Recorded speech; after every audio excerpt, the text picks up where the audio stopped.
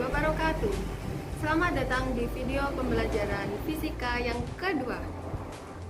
Di video pembelajaran fisika sebelumnya, kalian sudah mempelajari tentang jejak Ticker timer dan tetesan oli.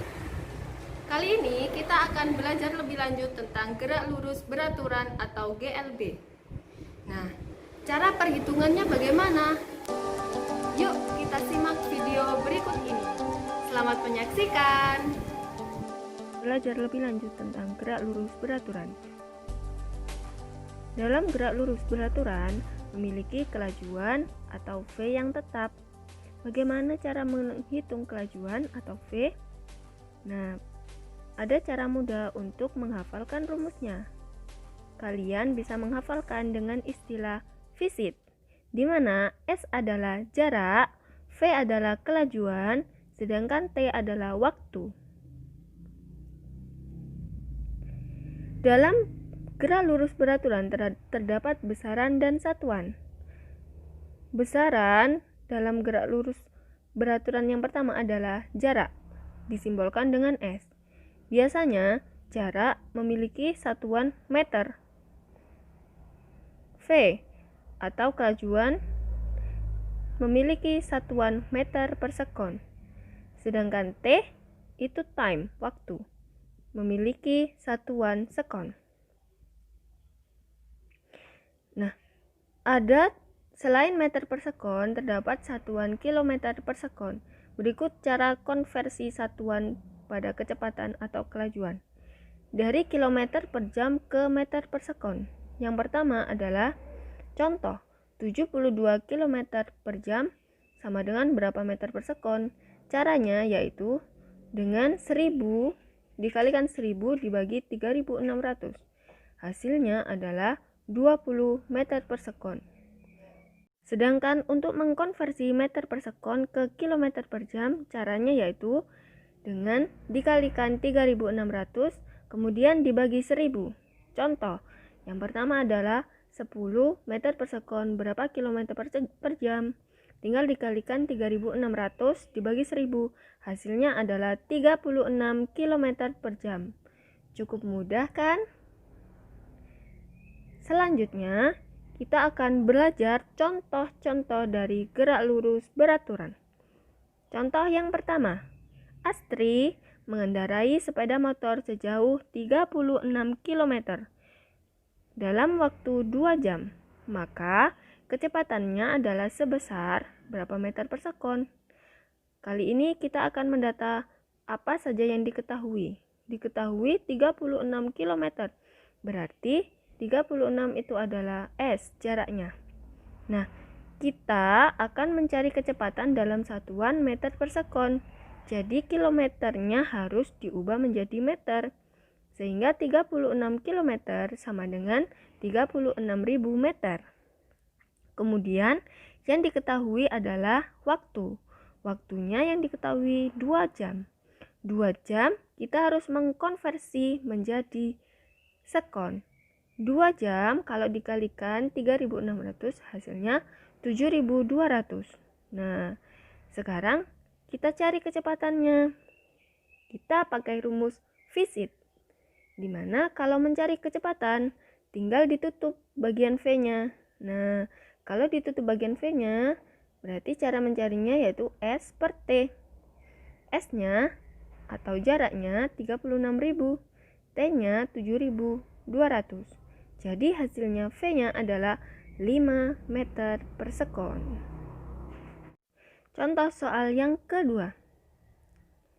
Gea mengendarai mobil sedan dan bergerak pada lintasan lurus dengan kecepatan 72 km per jam. Tentukan jarak yang ditempuh mobil setelah melaju selama 15 menit. Nah, tapi jaraknya harus dalam kilometer. Berarti kita data yang diketahui dulu. Kecepatannya sebesar 72 km per jam. Karena yang dicari kilometer, berarti kecepatannya tidak usah dikonversi, tetap. Waktunya 15 menit. Nah, yang dicari yang pada satuan kecepatan menggunakan jam. Berarti 15 menit tersebut berapa jam? Sama dengan 1/4 jam. Kemudian penyelesaiannya menentukan jarak, yaitu dengan cara kecepatan dikali waktu. Kecepatannya 72 dikalikan 1/4. Hasilnya adalah 18 km. Soal selanjutnya. Diketahui jarak kota A dan B adalah 60 km. Rangga berangkat dari kota A menuju kota B pada pukul 7.30 dengan kecepatan rata-rata 40 km per jam. Rangga akan sampai di kota B pada pukul berapa?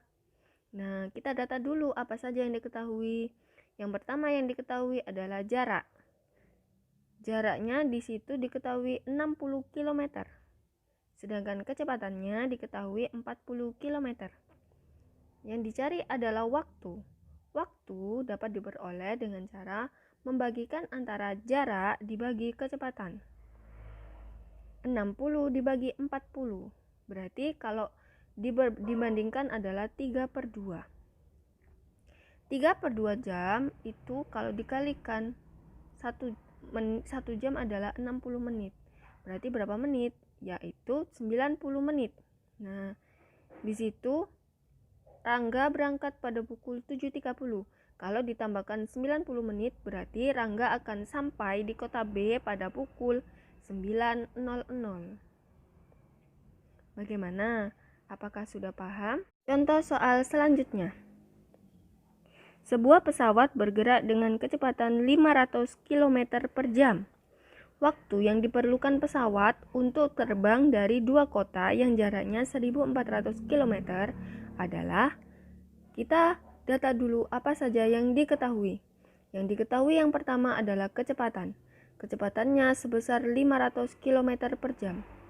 Sedangkan jaraknya adalah 1400 km. Yang ditanya adalah waktu. Cara mencari waktu dapat diperoleh dengan jarak dibagi kecepatan.